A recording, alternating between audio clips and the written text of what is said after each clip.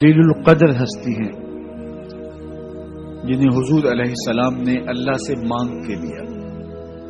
سارے صحابی رسول کریم صلی اللہ علیہ وآلہ وسلم کے مرید ہیں، لیکن جناب عمر میرے حضور کی مراد ہیں۔ 39 لوگ جب اسلام لا چکے، 39ویں شخص حضرت امیر حمزہ رضی اللہ تعالی عنہ تھے، اور ان کا ایمان لانا مسلمانوں کے لیے بہت بڑی ڈھارس اور بہت بڑے حوصلے کا سبب و ذریعہ بنا۔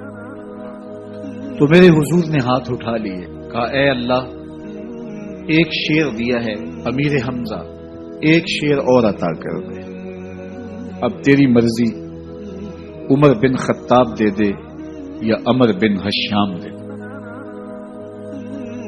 حضور دعائیں مانگ رہے اور یہ ہاتھ میں تلوار لیے غیظ و غضب سے بھرے ہوئے گھر سے نکلتے ہیں کہ بانی اسلام کا چراغ ہی بجھا دینا ہے۔ راستے میں ایک صاحب ملے اور کہا کہ عمر، تیور کوئی اچھے نہیں لگتے، خیر تو ہے، کدھر جا رہے ہو؟ کہا چراغ اسلام بجھانے جا رہا ہوں، یہ روز کا مسئلہ ختم ہونے لگا ہے میرے ہاتھوں۔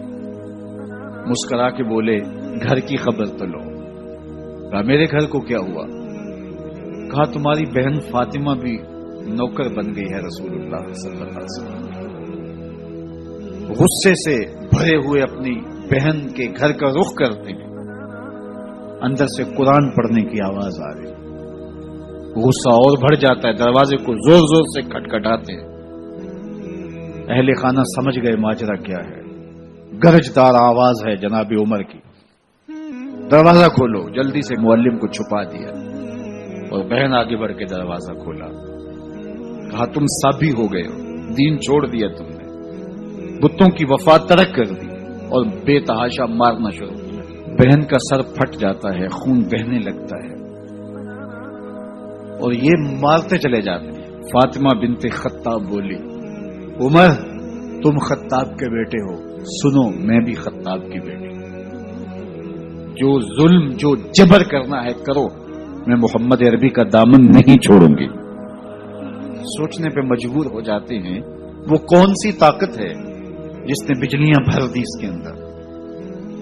کہا جو تم پڑھ رہے تھے مجھے بھی سنا سکتے ہو؟ کہا تمہیں غسل کرنا ہوگا۔ عمر اپنے بدن کو دھو رہے ہیں، میرا رب دل دھو رہا ہے۔ اتنے میں معلم بھی قرآن لے کر آ جاتے ہیں اور قرآن کی تلاوت ہونے لگتی ہے۔ طٰہٰ ما انزلنا علیک القرآن لتشقیٰ، 14ویں رات کے محبوب چاند، ہم نے قرآن اس لیے نازل تو نہیں کیا تھا کہ تم مشقت میں پڑ جاؤ۔ بے تاب ہو گئے، کہا عمر کی عمر برباد ہو گئی، مجھے لے چلو حضور کی چوکھٹ پہ۔ تلوار حمائل کی ہے، بہنوئی ساتھ ہیں، اور حضور کی بارگاہ میں حاضر ہو رہے۔ دروازے کے سوراخوں سے دیکھا تو صحابہ تشویش کا اظہار کرنے لگے کہ عمر آ رہا ہے، تلوار حمائل کی ہے، ارادے اچھے نہیں لگتے۔ جناب امیر حمزہ نے کہا دروازہ کھول دو، اچھی نیت سے آیا تو استقبال کریں گے، نیت اچھی نہیں ہے تو اس کی تلوار سے اس کی گردن کاٹ دیں گے۔ حضور کے سامنے جا کے بیٹھ گئے، گلے میں کپڑا ڈالا تو حضور نے پکڑ کے کہا عمر، ابھی وقت نہیں آیا کہ تم اسلام لے آؤ؟ یہی وقت تھا عمر کے اسلام لانے کا۔ لبوں پہ کلمہ جاری ہو گیا، اللہ اکبر کی صدا اس زور سے گونجی کہ مکے کی گلیاں گونجنے لگی۔ اسلام لانے کے بعد حضور سے پوچھتے ہیں حضور کیا ہم حق پر نہیں ہیں؟ فرمایا ہم حق پر ہیں۔ اللہ کا دین سچا نہیں ہے؟ کہا اللہ کا دین سچا ہے۔ آپ اللہ کے سچے نبی نہیں ہیں؟ فرمایا میں اللہ کا سچا نبی ہوں۔ تو کہا پھر ہم چھپ کے عبادت کیوں کریں؟ اب مسلمانوں کی 2 صفیں بنتی ہیں، ایک صف کی قیادت امیر حمزہ کرتے ہیں، دوسری صف کے آگے آگے عمر بن خطاب چلتے ہیں اور حضور درمیان میں ہیں، اور یہ ملکوتی قافلہ صحن حرم میں آ کے اعلانیہ عبادت کرتا ہے۔ حضرت عبداللہ ابن مسعود رضی اللہ تعالیٰ عنہ فرماتے ہیں عمر کا اسلام لانا اسلام کے لیے عزت کا سبب بنا۔ اسلام کے وقار کی علامت بن گیا. ایک ایک کے دروازے پہ جا کے دروازہ کھٹکھٹا کے کہتے ہیں. وہ تو اور خبر سننے کے لیے بے چین تھے کہ یہ بانی اسلام کی زندگی کا چراغ بجھانے گیا تھا, کوئی خبر لایا ہوگا. وہ کہتے ہیں آؤ عمر کدھر آئے ہو؟ کہا تمہیں بتانے آیا ہوں. کمزوروں سے پنجہ آزمائی کرتے رہے ہو, آؤ میرے سے بات کرو, میں محمد عربی کا نوکر بن گیا ہوں. اللہ اکبر. میرے حضور نے فرمایا جب اچھے لوگوں کا ذکر کرو تو میرے عمر کا ذکر بھی کیا کرو. میرے عمر کی زبان پر حق بولتا ہے, سچ بولتا ہے. ان الشیطان یفر من ذل عمر. عمر کے سائے کو دیکھ کے شیطان بھاگتا ہے. اللہ اکبر. اسلام لائے تو زندگی کی ایک ایک سانس اسلام کے لیے وقف کر دی. حضور کا پہرا دیا, حضور کی ناموس کا پہرا دیا, حضور کی شریعت کا پہرا دیا.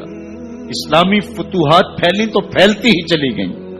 کبھی مصر فتح ہو رہا ہے, کبھی ایران فتح ہو رہا ہے, آرمینیا تک مسلمانوں کی افواج پہنچتی ہیں. 22 لاکھ مربع میل پر حضرت عمر رضی اللہ تعالیٰ عنہ کی سلطنت پھیل جاتی ہے.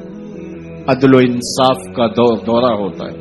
زمانے نے دیکھا کہ غیر مسلم بھی عدالت میں کھڑا ہے تو اسے خوف نہیں ہوتا تھا کہ میرے سے ناانصافی ہوگی, اس لیے کہ حکومت عمر کی چل رہی ہے. وہ بھی مطمئن ہوتا تھا کہ میرے ساتھ انصاف ہوگا. عبداللہ بن عمر اور عبید اللہ بن عمر بصرہ سے گزر رہے تھے ایک جنگ سے واپسی پر, تو حاکم بصرہ نے آپ کو کچھ پیسے دیے کہ یہ مال غنیمت میں جا کے جمع کروا دینا,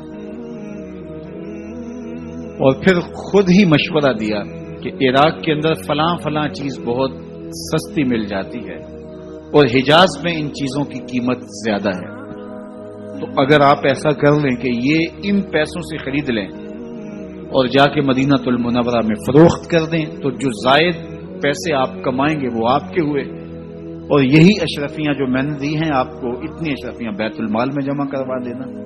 تم نے محنت کی ہوگی, تجارت کی ہوگی, تو جتنے بچیں گے وہ آپ کے ہوں گے. تو انہوں نے کہا بہت اچھا.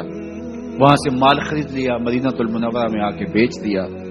جتنی اشرفیاں انہوں نے وہاں سے دی تھی بیت المال کے لیے, اتنی بیت المال میں جمع کروا دی. حضرت عمر رضی اللہ تعالیٰ عنہ کو پتہ چلا, بیٹوں کو بلایا, کہا کہ سنا ہے تم نے کوئی کمائی کی ہے؟ کہا جی ہم نے تو تجارت کی اور جو مال لیا تھا اتنا مال ہی بیت المال میں جمع کروایا ہے. کہا تم بیت المال کے پیسوں پر کمائی کی ہے, وہ پیسے بھی تمہیں بیت المال میں جمع کروانے پڑیں گے. یہ عمر ہیں رضی اللہ تعالیٰ.